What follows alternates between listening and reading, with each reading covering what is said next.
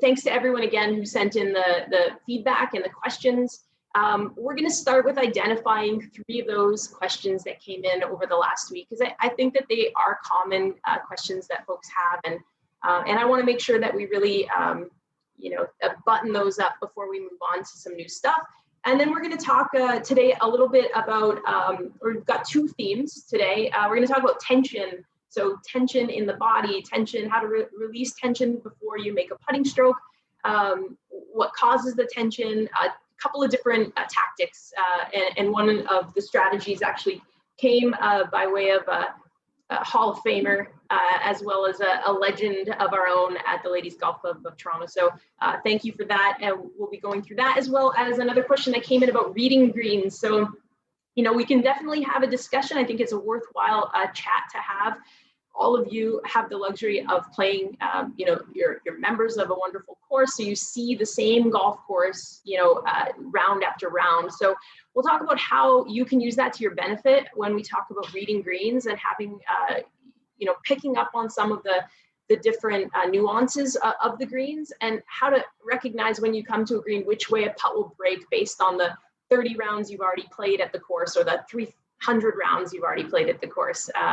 Depending on how many rounds you've got under your belt. So first, there was a great question about what to do with your head. So just a quick follow-up on what to do with your head during the putting stroke. When do you look up? How soon after you make the stroke are you looking up? And just give you a bit of clarification. So there were 2 elements when discussing the gaze, our eyes, and what our head should be doing through the stroke. You've heard me reference the Jordan Spieth and that philosophy of looking at the cup, certainly for short putts. Jordan has found that helpful. I find that when I'm practicing, I really like looking at the hole or looking at my target while I'm making lag putts to try and associate some distance and some field control.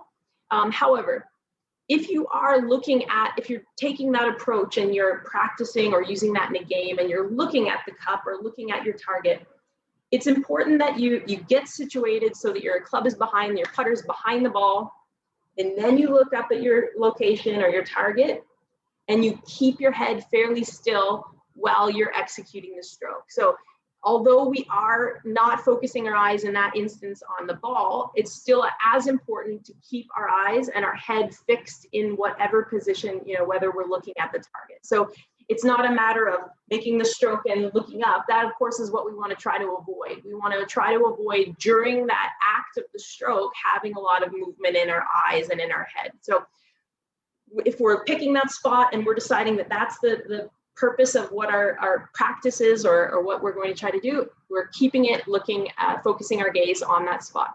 If you're focusing on the ball or the back of the ball or a spot on the ground and you're looking down and your gaze is directed down at the ground, same thing applies. So the reason that I suggest that you kind of count to 3 or make sure that you close your eyes or kind of put those blinders on is because quite often we make a putt and we think the stroke is over.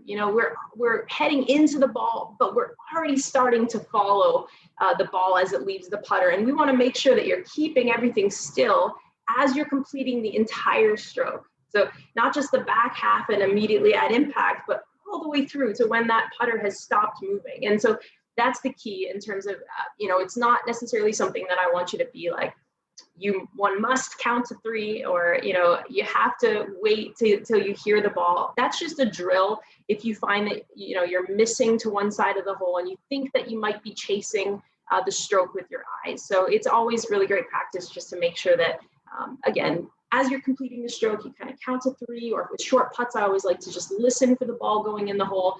And then it just helps to avoid any of that excessive movement through the stroke. So that's just a little bit of clarification about the head, what it should be doing, the eyes. 2 different approaches, but in both instances, we want to, through the stroke, keep our head quite still and keep ourselves focused on, on one spot. If there's any questions, let me know now before we move on. The next is to arc or not to arc. So we talked a little about the arc of the putting stroke, and I mentioned the styles of putters, how some putters, you know, there's two different major types. There's a face balance. So if you hold on to it like so, you're going to see that the face of your putter, it points straight up to the sky. So, you know, neither the toe nor the heel are dropping down or sagging. You can see it's like balanced. It's balanced up at the sky. Okay. There's another type of putter that tends to be, but not always, but tends to be prevalent with blade putters. So you can see that this is what we would call a mallet because it's got this big piece on the back. The blade putter is, you know, just the blade. Think, you know, mini putt style putter, or, you know, often those, you know, Scotty Cameron or those really thin type putters. Those tend to be what we call toe-heel balance. So if we were to, and this is the easiest way to check what your putter is just by grabbing it, you know, a couple inches down the shaft in the center of mass there, and then get a balance point. And if the toe sags, so if it drops down like that, that's what you call a toe-heel putter. So the different styles of putters do lend themselves well to particular types of stroke. Okay, so there's, I would say, three kind of types of putting strokes, and this is how Ping does their putting, their putter fitting. This is how Callaway certainly works with Odyssey and their putter fittings as well. Three types of, there's a big arc, so like a quite a substantial arc, which means that as you take that putter back, there's, you know, a big like arc. So you're creating like a, you know, a rainbow. Then there's a slight arc. This is what most people tend to kind of fit on that line. And if you've ever used a training aid called the putting arc, you can tell that it's just got a really slight little arc. And then there's more of a straight back and straight through. And that's kind of been the prevailing style that it's certainly the style that I tend to teach more to newcomers who come to the game, because again, I always think that my philosophy to that is whether or not you have the face balance putter or not, you know, the less deviation of that putter kind of coming at the ball from such a wide range of angles, the better. Okay, so that's kind of, those are the three. None of them are bad, provided, again, you have the equipment that kind of matches up with the style of putting stroke that is natural to you. And then also, you know, making sure that that arc is not contributing, you know, you're not sort of making an arc, and I'll show you like a big wide arc, and then you're not squaring the putter face up. And so you see the, you know, you arc back and then pushing balls open because the path is too extreme. So we always want to get those thresholds to, you know, very close to zero, if you will, so that it's more of a straight back, straight through. Okay, so that's kind of a little bit about the path of the putting stroke. Now, the question was, you know, is a little bit of arc okay, or what should I be practicing at home? You know, if you notice that you are using, and I mentioned some lines, so I am going to just, I'm going to go headless for a second here, and you're going to see the mat down below. So let me just bring this a little bit closer so you can see the mat. Okay, so now the putter is, I'm going to use this line right here, so you can see that the line behind this putter. Okay, now just angle this mat a little bit so you can see it a little bit better. If I take the putter back, and I'm finding that there's like a massive, you can see how inside or how off the line that is. Now, if we look at this line as an extension of the center of this putter, and I take it straight back like so, now you can see that it's following the line. So I would say for most people, I think probably softening any kind of arc is probably the way you want to go.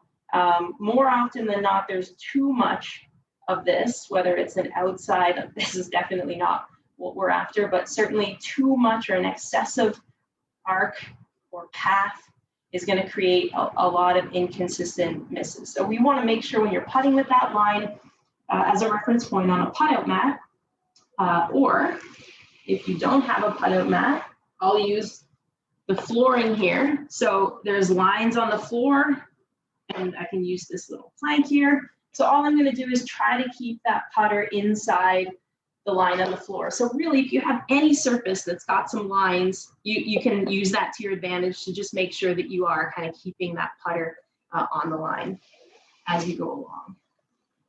So now I'm going to grab this, bring it back up. Are there any questions about the arc at all? Again, not a bad thing. Question, Bev? Do you have a question? I'm going to unmute you here. Nope. All right, perfect, perfect. All right, so that's just a little bit about the arc. Again, try to strive for more of a straight back, straight through, but if there's a little bit, that's okay. Natural tendency tends to be a little bit. Next question was about the arms. So the arms like hinged, bent, you know, as you experiment with some of the different putting grips, I mentioned the cross-handed putting grip, and not necessarily, you know, we're not after this solid triangle from the shoulders, but actually as I was watching some videos of some PGA Tour players, you know, the one thing that stood out to me, particularly if you're watching, like, you know, one of the best putters, you know, Steve Stricker, even Tiger, like in his heyday, like he really, everything he looked at, he seemed to make from a lot of distances. And I think there's, you know, look at some of those great putters and you can see some consistency. So the question was about, like, if you're doing cross-handed, so here, this is my cross-hand putting grip, and my left hand is low, and my right hand is high. And for me, this is what I prefer. When you're doing this, you'll see that there is a triangle from your elbows. So my elbows aren't tight, they're not stiff, they're not rigid, but there is a little triangle between the hands and the elbows, and they stay quite consistent. So regardless of, you know, what your grip is, this is a more conventional grip, you're going to keep that sort of piece from the elbows down, and they can be soft, they can be tucked into your body as well. Like, you don't have to necessarily keep them out like that. You can kind of just keep them loose and keep them relaxed. We're going to talk about that, you know, as we move forward as well, with the idea of tension and how, you know, how vital it is to kind of keep it connected up top. I mentioned the drill of taking a playing card or a golf glove and keeping it underneath, you know, your armpits, and just feeling like you've got that connection up here in your, you know, with your torso, in your arms.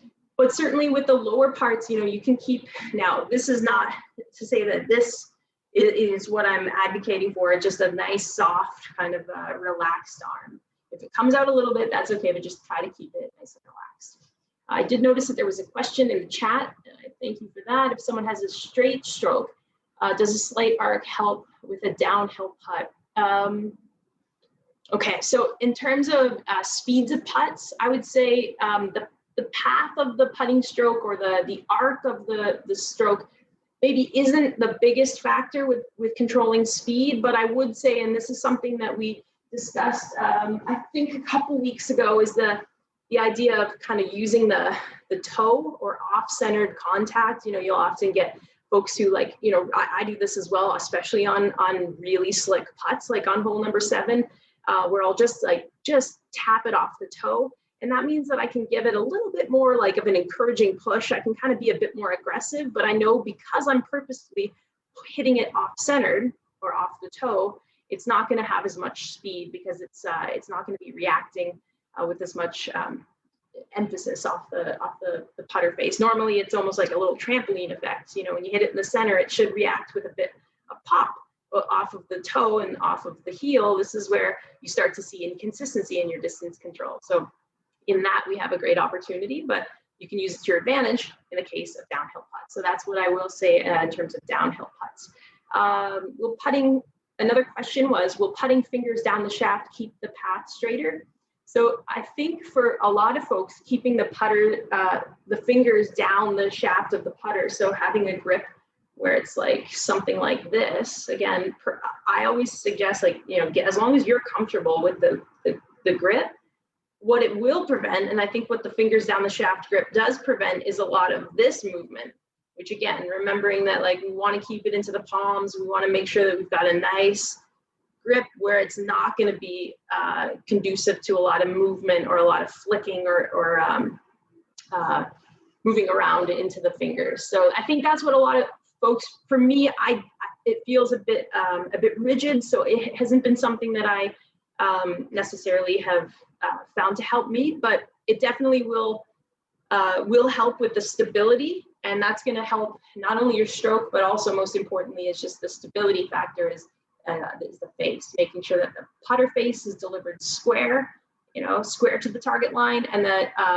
in addition to that, that it's also not going up, right? Because when we start to get into a position where our hands are doing this action right here is adding loft, or is actually starting to hit up hit the top part of the ball, or maybe even adding loft. And now we're going to see the ball hop up a couple times before it actually takes its line. And so that would be, one potential benefit if you do use the kind of, I call that the pistol finger, down the shaft. Then that's one way.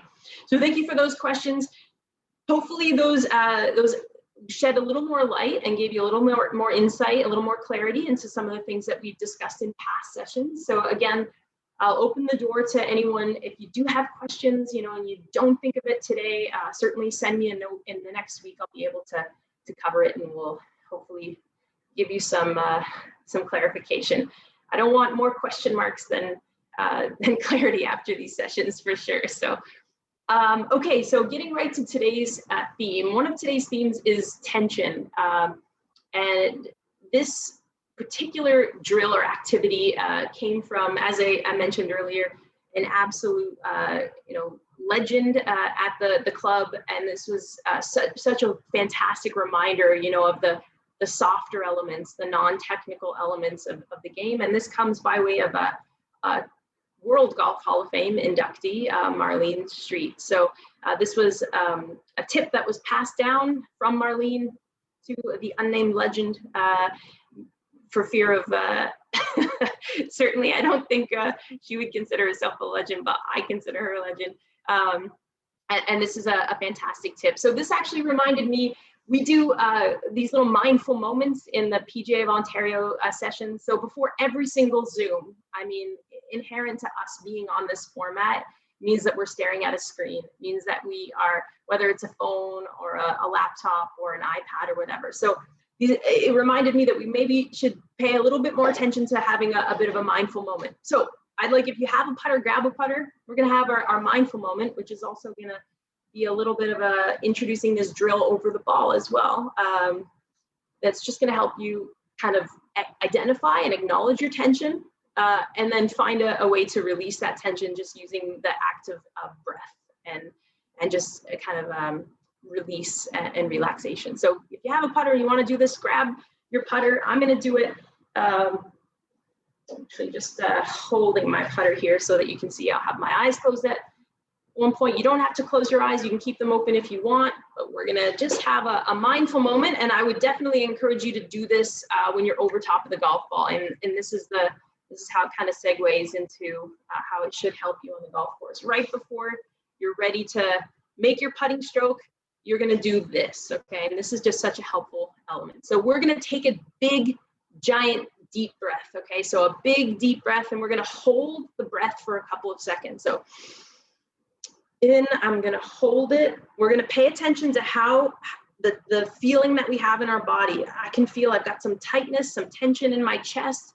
and then we're going to big exhalation. So we're going to release that. So do this a few times where you inhale, you really feel your body. You can feel the tension in the chest. You can feel, and then exhale like a deep breath. And as you do that, with that exhalation, you're going to compare how you felt after the release of that breath into your lungs, into your arms, and hopefully you should feel that you just get a release of all of that tension, especially in through the, emptying the lungs of the air.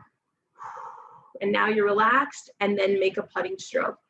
So this is great as a practice, throughout the day, just to be mindful of, take a breath and release it and feel that tension kind of, maybe before a shot, before a putting stroke.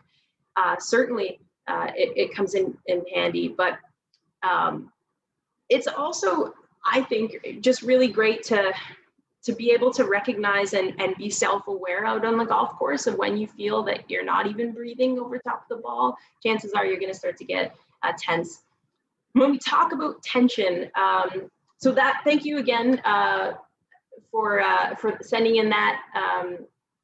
I won't beat around the bush. It was Susan Wickware, legend at the club. So Susan, thank you so much for sending that tip on. I really appreciate it. And I mean, if it works for Marlene, it's good enough for all of us. I mean, an absolute, just a superstar. I mean, only, I think, one of the few Canadian World Golf Hall of Fame inductees. So just incredible. So thank you so much for sending that in. Tension is also something Breathing is a really great technique, which we just went through, but also there's some other ways that you can control your heart rate, you can control tension in the putting stroke. So I'm going to give you a couple more tips that you can practice when you're at home. The first being practicing your routine. So, and integrate this big inhale, exhale before you take the putter back into your routine. So that's, one suggestion that I would make, but practicing a routine that you can do each and every time is sort of a very calming exercise in and of itself. Now, even if you're not someone who says, I get this all the time with students I work with, but I'm not competitive. Like it doesn't, I'm not a competitive player. I don't keep my score. Chances are, if you're about to, you might not be competitive against others, but we know in this game of golf, this beautiful game, that you might be standing on the 17th or 18th green, and you know that you are within a couple shots of beating your, maybe your personal best in a round, or maybe your personal best on the hole. Okay, I got to this green in 3 shots. I've never done that before. If I make this putt, this is the best I've had on this hole. You're going to feel nervous. It's going to create a sense of a bit of anxiousness, a bit of anxiety, and some nerves. I mean, we're human. We react to these situations, in the same ways. So making sure that you have these little techniques, I think, is so important.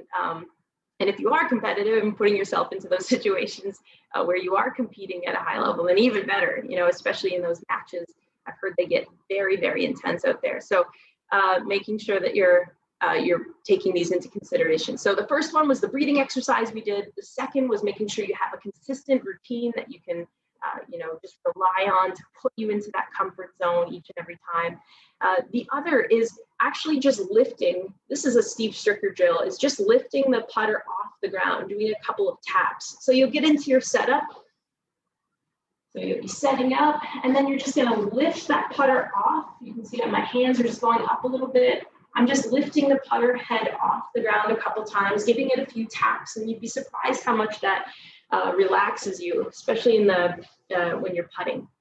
The other thing that you can do for short putts, similar to the tap where you're lifting the putter off the ground and tapping it a few times, is actually just letting the putter hover slightly over the ground. So because you're not, pushing down, sometimes we can almost push down on the ground a little bit, just lift it off the ground a little and then make the stroke. And that's another little tip. The other item is actually, it's almost lunchtime, so it's a great tip, little potato chip or tortilla chip drill. So when we get tense and when we start to feel, we feel it in our jaw. We hold a lot of tension up in the top, in our neck and our jaw. So you can just stick this tortilla chip. And this is great even for I'm poaching this. This is from Pia Nielsen and Lynn Marriott. They gave us this tip, and I think it's just fantastic. You can make a golf swing with this in your between your teeth, but I think for putting especially, this is great. So if you're like really getting too tense, you'll break this chip. So we're gonna just put it between our teeth. Like a shrug. And I can feel that, and then you can eat the chip after. And I think it's just so great because I could feel it. I actually how many are in this group? There's 28 of you in this session, and I want to make sure you're having an enjoyable experience. So there's a little bit of nerves. So when I put that chip in, and all of a sudden it just relaxed my jaw. It just relaxed everything. So it's just a really handy, whether it's putting stroke or if you take a bag of chips out to the range with you, and it's fun and enjoyable, and you can have a few chips while you do it. So make sure you hold that chip between your teeth, make the stroke or make the swing, and you should have it still intact, and then you get the benefit of eating it afterwards. So just a little potato chip drill. And the other, of course, is when we get tense, when we feel that tension, everything tends to go really quickly. You'll notice this in your stride as you're walking up to a green. And then where you're going to see this in the putting stroke is the tempo of the stroke is going to get really quick, really jabby. And then your tension in your grip is going to get really tight as well. So I think, when we go back to that very first drill with the big exhalation, I think that is such a key. It's just the last thing that you do before you actually execute the putting stroke. Are there any questions at all about tension? All right. Should be fun out there on the golf course. So hopefully we don't have too much tension, but we know this game can be maddening from time to time. So, all right. Yes, yeah. Question about the chip drill. Definitely full swing. Absolutely. Yeah. This can be used right across the board. I mean, a lot of the things we discuss, you know, with grip pressure and like pre-shot routine, I put that breathing exercise is sometimes I think we all have been there, like in a day, you know, we wonder, you see a statistic that says you've taken 2,000 or 3,000, I don't know, breaths a day. And I can't recall taking one breath, you know, like it's not like a conscious sort of thing, you know, throughout your day. So just having that moment to kind of like really do an inhale, feel how your body is feeling, exhale, just have that self-awareness. I think whether it's, you know, in regular old daily life or also on the golf course, I think that's a really great element. So that's just a little bit about tension and some tricks to help regulate or reduce the tension. The next is going to be about reading greens. Okay, and this is where things might get a little interactive here. So we're going to talk about two particular greens we're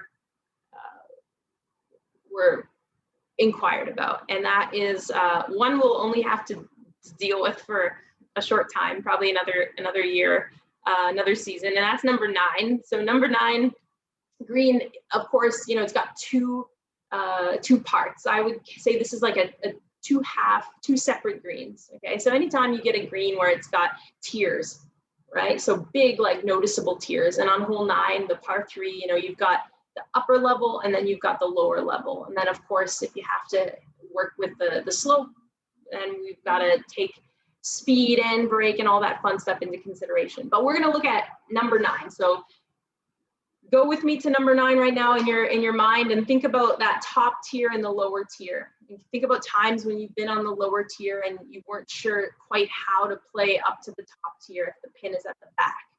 Okay, so the question was about sort of what way, you know, what direction does the putt break from the bottom tier up to the top tier? And I think in that case, at least my experience has been that it's actually quite fast. So the back tier kind of slopes away towards the back of the green. So I find always kind of caught off guard by the speed, and I find that it tends to break towards the parking lot. At least for, I would say, 3/4. So if we're looking at it facing the green, the 3/4 to the right side. Oh, we've got a cat. This intermission was brought to you by Pino the cat. So we've got 3/4 of the green on the right side. I kind of feel like that slopes towards the parking lot and towards the back of the green. And then there's a little section kind of on the left side that kind of breaks a little bit away in the opposite direction. So that's been my experience, you know, and you really have to watch for speed. I'd say the number 1 most important element when you've got big long putts from, you know, back to front here is just making sure that you get enough speed to get to the top, like to get to that top tier, so that you're not having the ball obviously come back to you, and that you're just giving it enough. You know, you're just giving it enough so that, again, knowing that the back of that green tends to move away from us, that you're not hitting it so hard that once it gets up there, it's like off the back of the green. I have seen some folks, you know, chipping back on when they've been putting from the front of the green to the back of the green because they don't anticipate that second portion that actually starts to pick up speed. Another example of this I find is actually on hole 11. So hole 11, you know, you've got that like big kind of hump in the green. And I find when the pin is at the back left, it gets a little tricky to accommodate for when it gets up to the top tier. It tends to really skate quite quickly. One thing of note about those two greens is, for the most part, they're getting full sun exposure. So those are going to be like fast greens, you know, especially if you're playing afternoon. They're really like, they're pretty exposed, and which means that they're going to dry out a lot quicker. They're going to get a lot more airflow. You can see that the flow, certainly around 11, you know, is pretty good. So they're going to be dry. They're going to be firm. They're going to have seen a lot of daylight in the day. throughout the day, a lot of sunshine. Any comments about number 9? Let's before we talk. Before we move on to the next green, are there any comments, any particular places around the green that you find? And if you want to go on, you want to unmute yourself, please do. If you have a question. I will say if the hole is, I find myself on hole 9 using the slope quite a bit. If the hole is cut, like let's say 9 and 13 are similar to this, in that if it's a slope this way and you've got the front portion of the green, the hole is on the left side, okay? So you've hit it to the right side of the green, the pin is cut on the left side, and you're kind of pin high. I find really hitting it into the slope can be quite beneficial rather than taking it at the hole or even just giving it a little bit of break.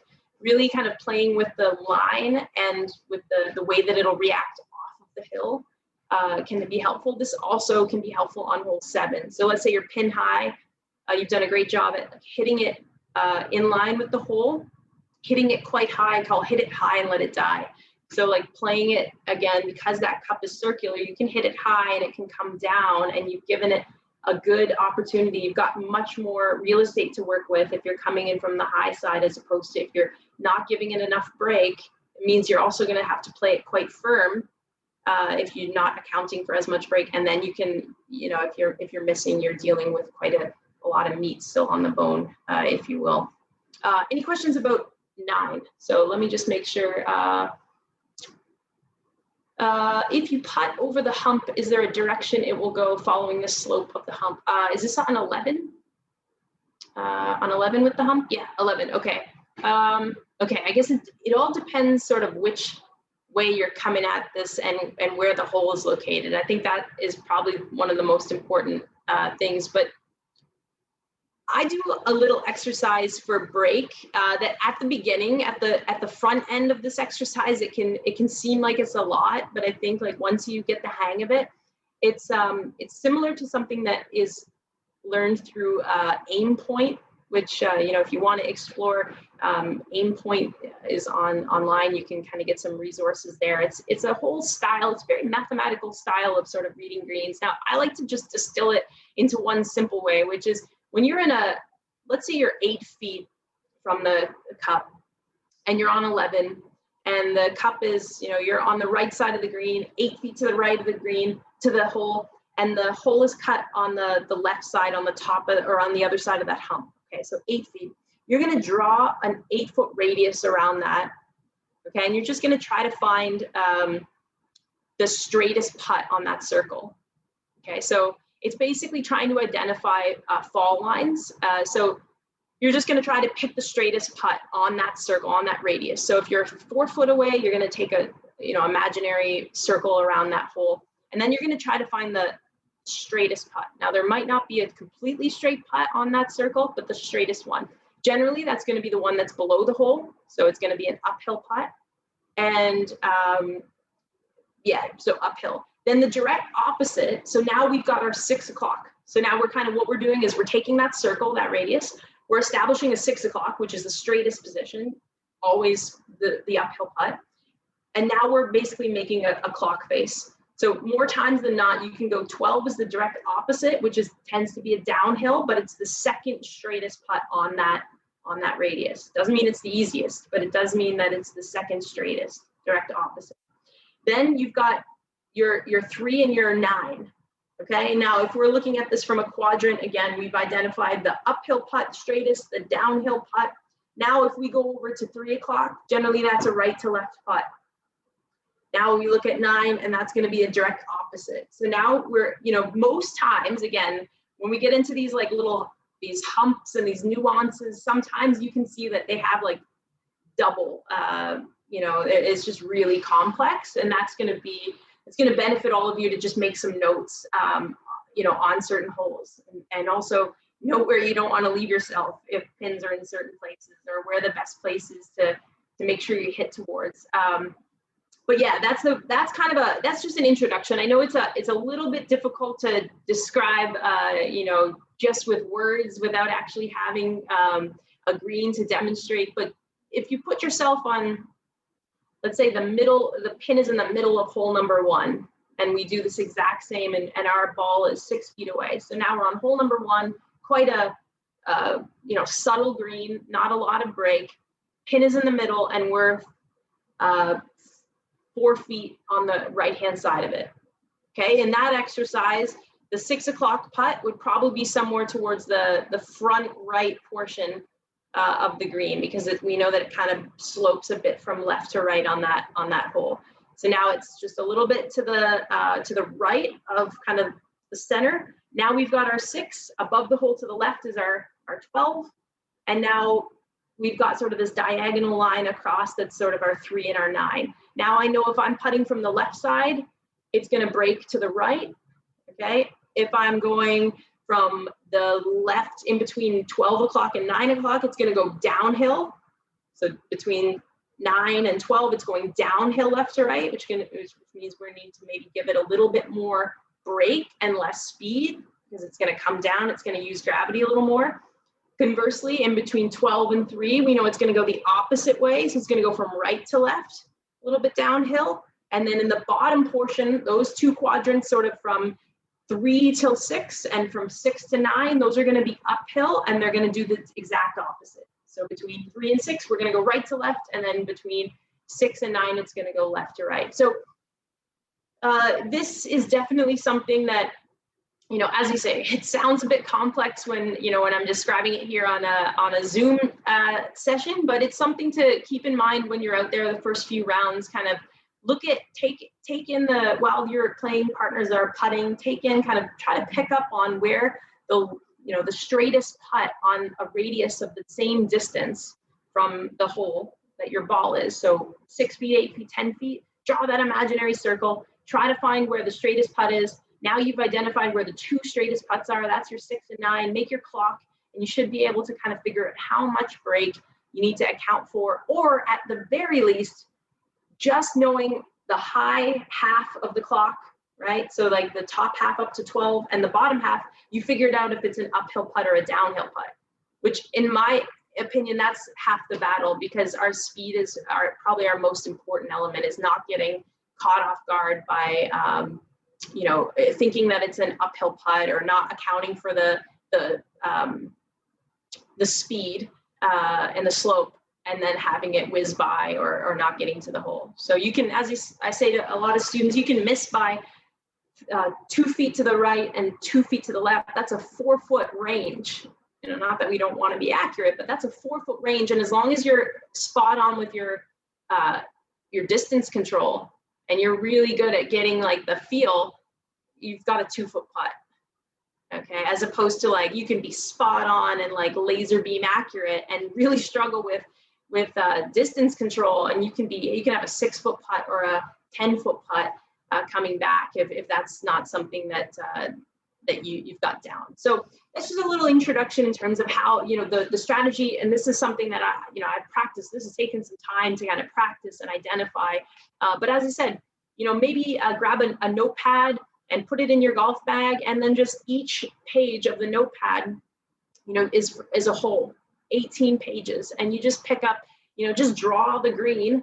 It doesn't have to be, Picasso in the rendition, but just draw the green, and then maybe just put an X where you were on that green. You're going to find out where your tendency is, what side of the green you tend to hit to. I know I did this for 10 rounds, and this was a couple years ago, and I found there were definite consistent patterns in where I was hitting the ball onto the green.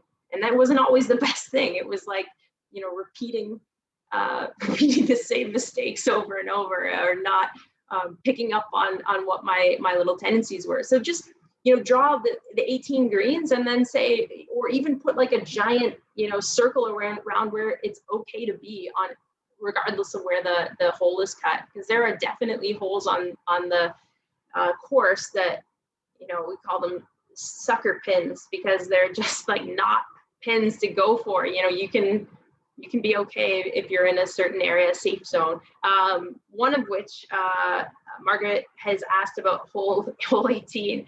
Yeah, hole 18 is another fun one, particularly, you know, in where the Thompson, like, you know, this is a Thompson Mackenzie design, but where those Thompson courses, which, you know, our course is certainly one of them that is very typical, where they get us are the greens. Like, it's, you know, that's the defense of the golf course, is like these, you know, really small, especially in the heat of the summer when they speed up to like, you know, 12, we talked about the stimp, right? And the speed, when they're above 10, like when they're really slick, those greens, and there's a reason they're challenging, because that's the exact, that's the teeth of the golf course, if you will. And that's what exactly what it was designed in a way to give us extra challenge as golfers. So that was a little bit about 9 and a bit of an offshoot there. The other question was about 7. So 7, you know, again, like we're looking at like a tabletop situation. So like 7 from back to front, you know, pretty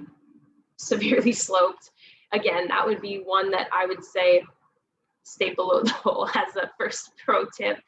And you all know that, But, you know, in the event that you find yourself above the hole, that I have myself many, many times, whether by intention or unintentional. If you find yourself above the hole, again, this one's a pretty simple one in terms of like accounting for the direction, because it's just a straight back to front, so it's sloped like this. You know, generally speaking, on the right side, if you're putting towards the center, it's going to move from right to left. If you're putting on the left side to a center pin, it's going to go left to right. So you're going to see that pin, that slope or that type of break. Now, the question particularly was about if you find that you've missed the putt. So if you've missed the putt and then the break on the way back up. So again, using that sort of clock face, that one you can actually just stick in you can just divide into 4 quadrants, I find. And then within those, if you just take the green itself and just chop it into 4, you've already got 12 because it's at the top. So center of that green and right at the top is basically 12, 6 at the bottom, 3 on the right side, 9 on the left side. So if you think of it already like that, now you know if you're in that bottom right quadrant, it's going to go right to left and it's an uphill putt. Okay, it's actually going to be a 2-piece putt. You're going to have to hit it quite firm because it's uphill, and then the second part of that is where it's going to swing. And then conversely, on the other side, you already know by doing that exercise that it's going to go left to right and it's going to have a similar sort of shape. So that's when you were talking about downhill putts, I will say keep your eye on what the ball does after it misses. So after it goes past and you're watching it, you know, instead of going, oh no, watch it, because it's going to show you the way it's going to break on the way back. It should reveal the movement that you're going to see. Of course, it's usually speed on the way back up the hill that we have to be most mindful of. Question again, hopefully that gives you a little bit of clarity. Grain, yeah, so definitely grain, I find, you know, mostly in my experience, it's been more of a like Southern hemisphere with the, you know, with Bermuda rather than we've got POA, or a blend of like POA annual, which is like a creeping kind of like ryegrass, and then we've got bent grass, which the blades tend to be more like, you know, straight up. So as opposed to the grainy grass, like the Bermuda, the ones that you'll play again, and more in the Southern, in the United States, and the places where the grass gets grainy. So you'll see actually this weekend, if you're watching the PGA Tour, they're playing in Phoenix at the Waste Management. So that'll be a good example. I don't know if it's bent. You'll have to see if TPC has bent greens or if it's Bermuda greens, depending on the type of grass.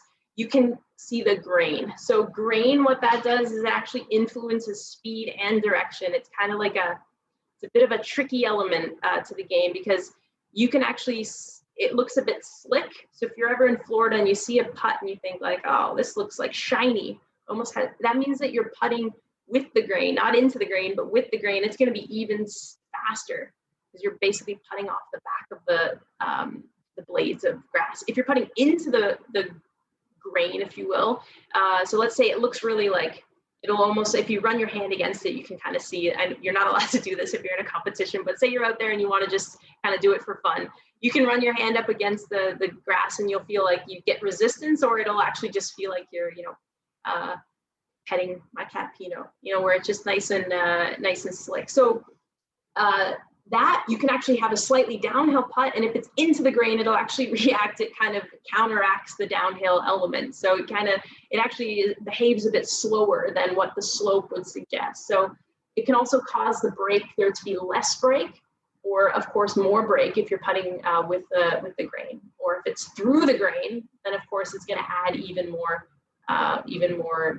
directional challenge for you. So lots of things about grain. I will say that, for the most part, we don't have to deal with that a lot, like at ladies, a big deal. I will say that when it comes to the time of day that you play, I would say there are like 3 elements that I think we maybe don't consider as much. The time of day that you play. So if you're playing in the early mornings, we know that the dew and the moisture will have settled into the ground, and overnight it still tends to be quite wet, even if you're there after the mowers have come around. For those of you familiar with the term dew sweeper, those are actually like big plexiglass kind of rods that they actually, there are folks who still do this. They still have this practice in a lot of golf clubs where they'll sweep the dew with these big, I'm sure John has a few of them, and you can actually sweep the dew off, and that's just to make sure that you're not putting through those little droplets. But if you do find yourself putting through the droplets of moisture, keep in mind that's going to slow the golf ball down in a very big way. So you're going to find that the putting greens are much slower in the early morning, because what they also haven't had is the sunlight. So when that daylight and this is why a lot of courses are finding that they're especially mature courses like ours, the folks who are into agronomy, they come to our club, they come to all of these clubs that were built, in the early 20th century. And they're like, had saplings, little tiny trees that didn't affect the greens, whether it was airflow or sunlight. And now all of a sudden they're towering, maples or oaks or willows. And they're just absolutely like making the greens, like they're harmful to the green. Obviously trees are wonderful for us as humans, and they're great for the environment, but from a purely golf course maintenance perspective, because again, if those trees are there, they're going to be blocking the sunlight potentially, so providing too much shade and not allowing for growth or for the greens to dry out, or they're not allowing for airflow that once was there that allows for the greens to once again dry out. So just a couple of things to consider. If you're playing a lot of golf in the afternoons, you're going to find that those are going to be a lot firmer, a lot faster. They've seen a lot more daylight, they've had a lot more airflow, and they've had a lot more foot traffic. So that compaction is really, it's going to speed up the greens as well. So those would be the things that I would say, are probably the bigger factors in terms of influencing the speed that you're going to find the golf course in different times of the day. Question about, so some pros like Dustin Johnson grab their arm near the elbow in getting in their setup. Yeah. So is there, should we be doing that? Is that something that everyday players should be doing? Yes. So, I mean, he does that from an alignment perspective. And I actually really love that little drill, that little pre-putt routine thing that he does where he grabs his elbow. And what that does is, I heard the commentators mentioning this, and I thought it was fantastic that he does that, is that and I'll get set up here. Essentially, like when we get set up, players have tendencies. My tendency is similar to Dustin Johnson's, and I'd say 90% of golfers, which is that we tend to be a bit sort of open. So he kind of like just closes his setup a little bit. So what feels close to him, or like almost like his left shoulder blade, he's a right-handed golfer, his left shoulder blade, goes towards the target. That kind of just squares him up, and it makes sure that he's not setting up with his chest a little bit open. So it's just it's something that he and, his coach have, probably worked on, knowing his particular tendencies. Now, if you're already someone, again, this is where instruction and little tips and drills can be good. If you're someone who already sets up a bit closed, this is not the drill for you. This is not something to start integrating. You're going to start like pushing putts like over to the right, or you're going to see that there's extra compensations. But definitely, like if you find the best way to identify is just look at your misses. If you're missing a consistent way every single time, if you're finding that you're having difficulty with speed, probably you're not hitting it in the center of the putter face. You might be putting the same stroke on it and just hitting it off center. So yeah, context is always important, but I love that little drill that Dustin does, just because for me as well, I just need to always keep that left shoulder kind of more closed, or more like with my back to the target, as opposed to when I start to feel open, that's when that shoulder sneaks open. So, and I'll turn this way for those of you who aren't sure what I'm referring to with like open and closed. So if my target is my door there, open would be aiming to the left, going in this direction, okay? And then closed would be over to the right, okay? So square would be like down the line, but for me, this feels square and it's actually a little bit open. So by bringing the arm back in, it just helps me kind of square up, or helps Dustin Johnson in that instance when he's grabbing his elbow. Yeah, definitely pay attention to the putting this weekend at the Waste Management. I mean, it's always great to look at the tempo of their strokes. I always find like they're putting on very fast greens for the most part. And I do know from experience, when I was at the Hamilton Golf and Country Club, I was fortunate enough to be there during the 2012 RBC Canadian Open. And I can tell you that the PGA Tour comes in and they make sure that those greens are exactly the same green speed for the most part at every event. So whereas, Hamilton, they had the club championship just a little bit before the Canadian Open to make sure that the members had the course, absolutely primed.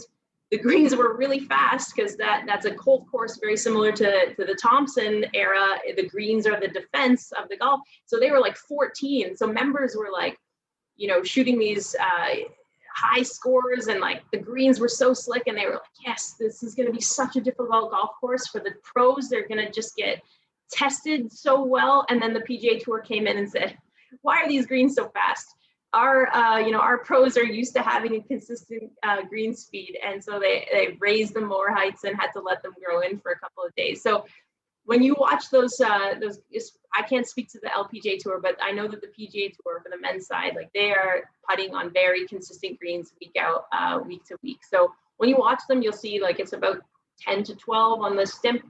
Watch the pace of their putting stroke. It always surprises me how calm and how like easy their strokes are. There's never sort of like a stroke that sometimes looks like my own stroke, where it's like a little bit fast and a little bit sort of manic in the motion. It's like always just a very kind of like melodic. It's just got such a beautiful tempo to it. So definitely just pick up on these little things, like as Wendy said, picking up on all of the best players. Another comment from Maureen about Justin Rose tucks his shirt under his arm. I think the same thing. So same element. I mean, I don't know for facts that that's exactly what Justin Rose does. I know Justin Thomas actually, I know, does the little tuck as well. And sometimes it's a routine element. Like Fred Couples used to do that. He used to lift up his shirt sleeve like as he was kind of coming into the ball. There's lots of different reasons, but in the case of Dustin, I know I can speak to that because I overheard the commentators say about it's just a little squaring up action. So, I said earlier about having the playing card. So, that's the same thing. That's maybe what you do like for a little, tuck your shirt under there, and it just gives you that sort of that feeling of keeping connection. All right. Are there any other questions, comments? Anything else about the wonderful world of putting?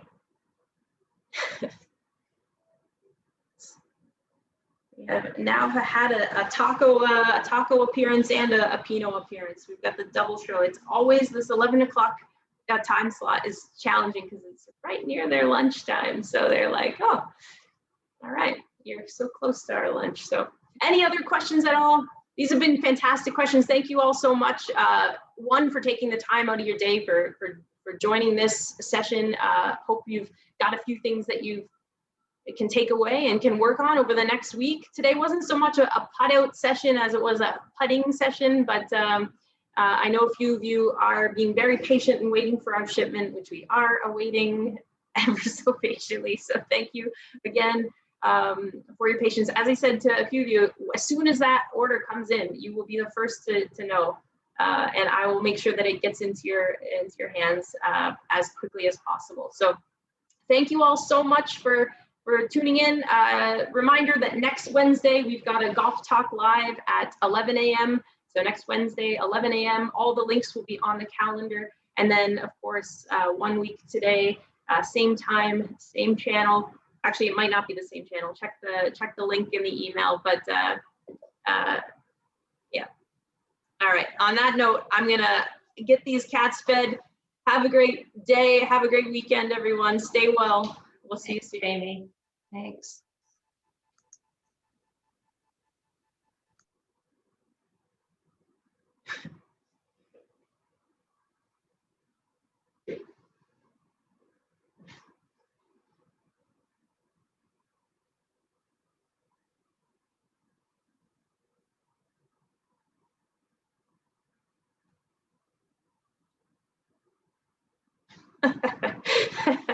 The cat.